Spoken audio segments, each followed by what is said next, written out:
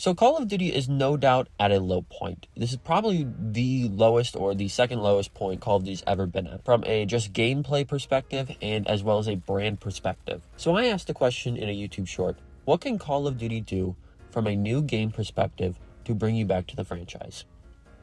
And a lot of people had a very different answers. But before we get into that, why the hell did you guys like my faceless video more than the ones with my face in it? What's going on with that? What did I do? I did daily uploading for 2 days straight. One video got 300 views. The other one's gotten like 7. And the one with 7 views has my face in it more primarily. And the other one's a faceless video in my car. So what's going on, guys? What's going on? Why do we hate this? I swear if this video goes up and it blows up, I'm gonna lose my shit. But anyways, I know I'm a bit late to this video if you're coming from that YouTube short, because I posted that YouTube short over a month ago, I believe on March 14th. I'd asked the COD community a simple question: without talking about remasters, what can a new game do? And so many people in that YouTube comment section did not understand the one specific I asked for. Don't mention remasters, because we could just go, easiest way, fucking remaster BO2, you'll be back. Call of Duty will be back in a positive sentiment. But then the issue is, what do you do after that? And I made a whole video on why I think BO2 remaster, as well as just doing remasters over and over again, would not work. So I recommend going and checking out that video if you want to hear more of my thoughts on remasters. But overall, what do I think a new Call of Duty game can do? I'm not going to tell you that right away. That would just make you want to click off the video right away. I got to pad this watch time out, so you got to hear what other people in the Call of Duty community think. So let's look at comment number 1. Scrap it, don't waste your time. Well, I mean, I already delayed it. I mean, I could just scrap. Alright, so that one wasn't good. Let's go to comment number 2. Don't make another fucking game again. Alright, not really getting anything of substance here. But maybe this other person's got it. Delete the game as somebody who's played the first Call of Duty. Alright. I wanted some, like, objective, critiques that they could do to, like, make the new CODs better. And I've just been getting delete the game, never make another game again, and don't even fucking make this video. We're off to a hot start. Okay, so let's get an actual comment here of substance. So this commenter reads, okay, here's what they need to do for those that play the single player campaign. No open world missions or weapons free missions, 0 of that. Give us 14 to 20 levels to fix the story, because Modern Warfare 3 from 2023 screwed that up. It wasn't just the gameplay that was awful, but the story made no sense. So you need to fix that, you need to have Ghost get revenge for Soap, and then you need to have Captain Price kill Graves in a satisfying way. I have a weird one with Graves. I feel like for some reason with MW4, they're going to make Graves have a kind of redemption arc, because Shepard did not testify in court, I believe, in MW3 for what they did in the events of MW2, but Graves did. So it's like this weird gray area is like, is Graves going to turn into like, a positive supporting role, or is he going to stay kind of the bad guy? Because Shepard's already dead from MW3. So the story has a lot of loose ends they need to tie up. Like, they need to make Makarov more convincing of just being a bad guy.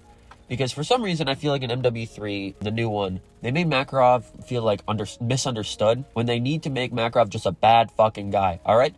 These games are war propaganda. I need my bad guy to be a bad guy, alright? What he said with open world missions and weapons free missions, I completely agree. I never liked that system. I was always just a big fan of doing linear. I mean, yeah, you could do slight things with, like, yeah, if you want to run a sniper on this one. But honestly, if we just stick to a weapon class and we just do straight linear missions, I think that would be such a benefit to the campaign. Like, I don't want to sit there and watch a pre-rendered cutscene. I want to be in the moment of the cutscene. Like, my no-name character is with Captain Price and Gaz and Ghost, and they're all talking about the mission. So great, we got our first comment of real substance. So let's see what comment number 2 has. Oh my god, that's a lot. Here we go. They need to make the game the exact opposite of what they did in BO7. Maybe keep some of the movement, get rid of wall jumping, get rid of that shit they call a campaign in BO7. Zombies is okay and the best part of BO7, unfortunately, but I'm not paying $70 to just play zombies. More viable weapons. I know it's nearly impossible to have more than 2 meta guns, but I'm honestly tired of metas. Unfortunately though, that can be changed, as there will always be a meta unless the guns were the exact same. Get rid of SPMM in public matches. I don't want to sweat my ass off in Game 7, Round 11 of COD Champs. Leave the SPMM in ranked play. TTK could be a little slower, but not by much, as it feels okay right at the moment. I just got a fucking phone call from a spam risk. Complete side tangent, but I got charged $1,200 on my debit card. And now all of a sudden I'm getting a bunch of spam calls. So who the fuck leaked my personal information? Okay, because I keep that shit pretty close to the chest, as one would with personal information. But all of a sudden, now I got a billion spam calls, and I've gotten my debit card, like, stuff leaked. So, like, what's going on? Let's get back into the actual fucking video, Steven. The maps are decent, but definitely could be improved a bit. Stop investing most of the time and money into microtransactions.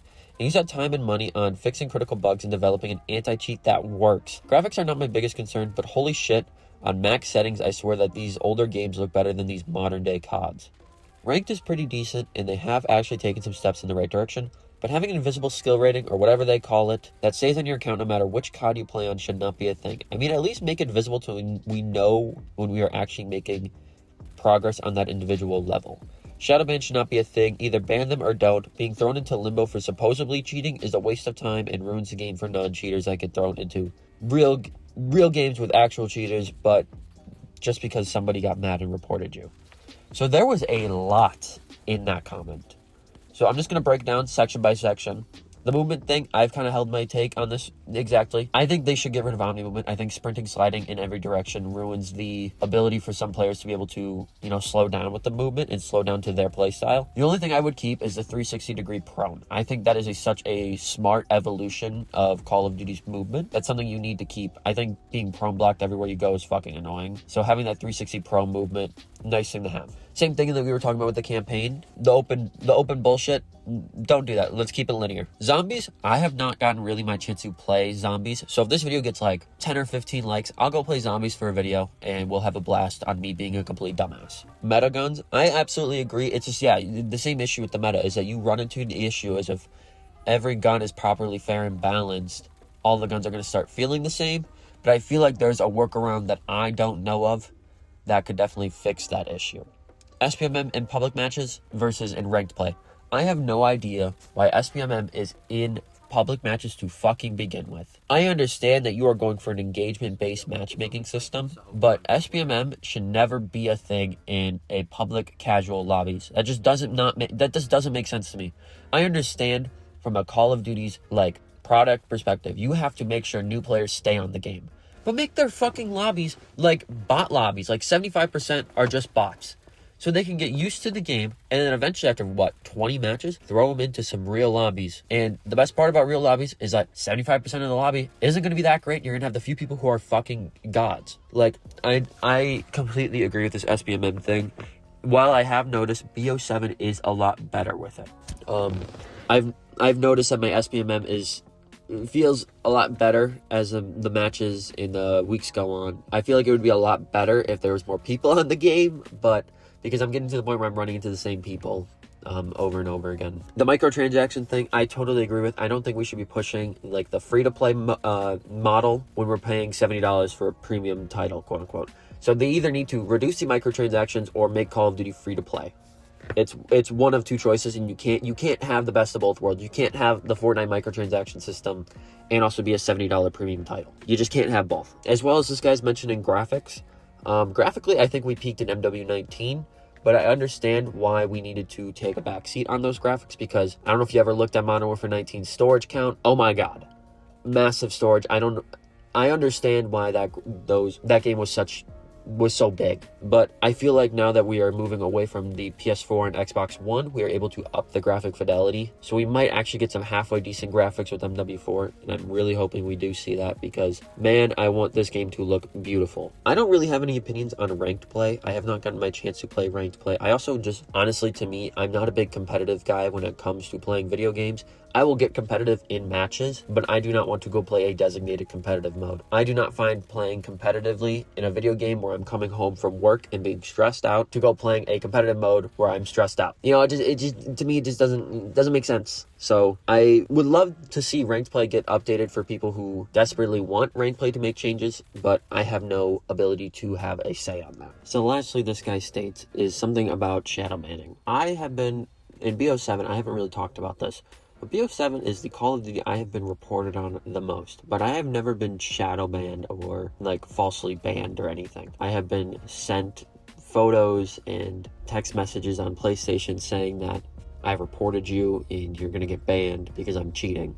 When it's literally I just play hardcore because my girlfriend and her brother play hardcore, so I'm used to hardcore and I know spawns, so it's like I can easily predict you. It's not complicated. But I think that there needs to be a better system for cheaters. I think just shadow banning people is weird. I think if somebody is cheating, they just get banned.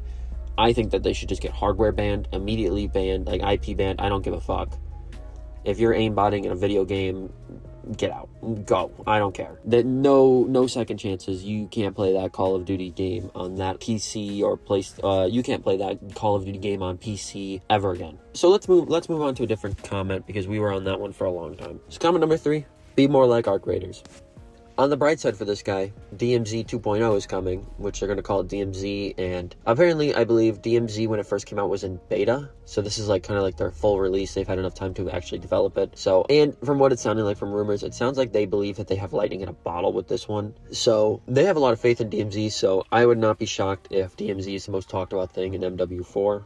And I'm hoping that it's great. I want an extraction shooter that I can really sink my teeth into and really enjoy, to see if I would want extraction shooters to be the next big thing. Arc Raiders is doing well. I don't know if they can replicate that kind of success.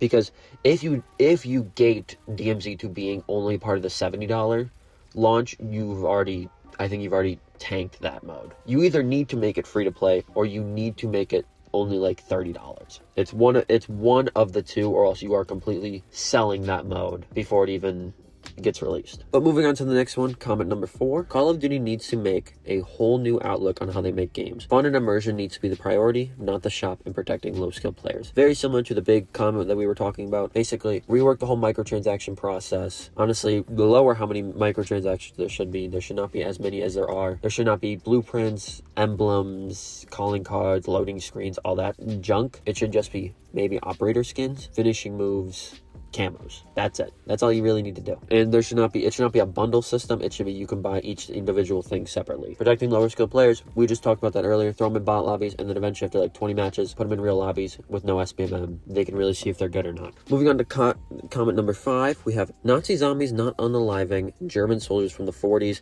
If you understand what I mean stop making games for kids and make them for their demographic, late teen to early 20s, not 6 to 12. I think people, when they say this conversation, like Call of Duty's made for kids, I don't think understand that 6 to 12-year-olds were also playing this game back in 2012. And also, Call of Duty is not targeting 6 to 12-year-olds. They are just targeting people who see fun, crazy, wacky color skins and go, I want that. And you associate bright color, wacky skins with children. I get that. I totally understand that. But I think people are coming at this conversation wrong. I think there needs to be more of a focus on, let's cut down on the colorful, wacky skins. Let's set an identity. Let's set a tone. And let's move on. Let's make a grounded, gritty Modern Warfare if you want to do that. Create a mind-bending Black Ops. Do that. Just establish an identity and set a tone. And I believe the last comment is, well, voice banning grown-ass men for speaking the words of MW2 is pussy-ass shit. Words don't hurt kids. Getting jumped does. Okay, yeah, no shit. Physical violence would beat up kids more than words on a video game. I totally agree with the voice chat moderation. I think it's a lot. The purpose of it there is good. The intention is good. The execution is poor. It is poorly done, because I will cuss at somebody and I get a voice chat warning. For me saying, fuck you pussy, should not get me voice chat banned. Or calling somebody dog shit should not get me voice chat warning. Slurs, I think you should get a voice chat warning, because slurs have no part of being in a game or being mentioned anymore. That's just my personal opinion. I don't think that you should be going around and saying derogatory terms to people. You should, if you're going to insult somebody, be creative with it. Even though I just said fuck you pussy, that's the least creative thing I've ever said. Genuinely, just boil it down. Voice chat needs to be toned down. The moderation needs to be toned down, or if not, reworked. And that really sums up all of the comments that have substance to them. What it comes down to is, what would I do? What would I do to save Call of Duty? Number 1, I would immediately stop with the yearly release cycle. I would also develop a better seasonal rollout for content. I mentioned this in a different video, but the idea of these seasonal content drops has gotten old and it's gotten stale. They copied it from Fortnite, and they've done the exact same seasonal rollout with almost the exact same dates forever now. And I want them to come out with a better system. I mentioned something like a week-to-week system, where like 1 week's a new gun, 1 week's a new map, and at the beginning of the first of every month is when you get like a kind of bigger update. You get like 3 maps, and you get like a new zombies map, or you get like a Warzone update, things like that. just a less repetitive cycle. And then what I mentioned earlier is I immediately stopped the yearly release because the yearly cycles leaves no room to breathe with that title. Because already it's late April and we're already excited for MW4 news. Like, we've been hyping up MW4 news. I've made videos on MW4. I think that there is an issue with that. What I would go for moving forward is to have maybe a 2-year cycle. And if they really wanted to, they could, you know, do a paid DLC for year 2 or just keep going with their yearly content. And maybe what I would do is I would drop Call of Duty down to like $40 to buy, and I would also find a way to reinvent multiplayer, because multiplayer has been the exact same for like 20 years now. I think we need to like reinvent the wheel, which is kind of a hard task to ask for, but as a guy who plays a lot of multiplayer, the formula is getting old and it's getting stale. So I'm asking for something just a little bit different to play. And this video is getting really, really long. Kind of I'm just gonna quick backtrack. My idea of stopping the yearly release cycle came from a T-Dog video I just watched. But I was completely on board with his idea, and I never really thought of it much before I watched his video. But yeah, just get rid of the yearly cycle, better seasonal rollout content, reinvent the wheel with multiplayer. I would separate Warzone and Call of Duty. Warzone make its own thing with its own identity. No, make it so it knows what it wants to be instead of having to try to fit every single COD every single year. And I would say probably Call of Duty needs to find its next big thing, which they believe they have that with DMZ. They think that's their second lightning in a bottle. Who knows if lightning can strike twice with one franchise, but that we won't know. We will not see if that comes to fruition until MW4 comes in either September or October of later this year. And that is all I have for what can save Call of Duty. If you went on to enjoy today's video, it'd mean a lot if you hit that like button. If you enjoyed me or my personality while talking in this video while on my lunch break in my car, it'd mean a lot if you hit that subscribe button. We just are about to hit 680 subscribers, and I really did appreciate all the love I got on that last video. I know I made fun of it, but I do really appreciate the love. But anyways, I hope you guys have a great rest of your morning, evening, afternoon. I hope you guys remember that you matter, and I will catch you in the next one. I really appreciate you guys sticking around.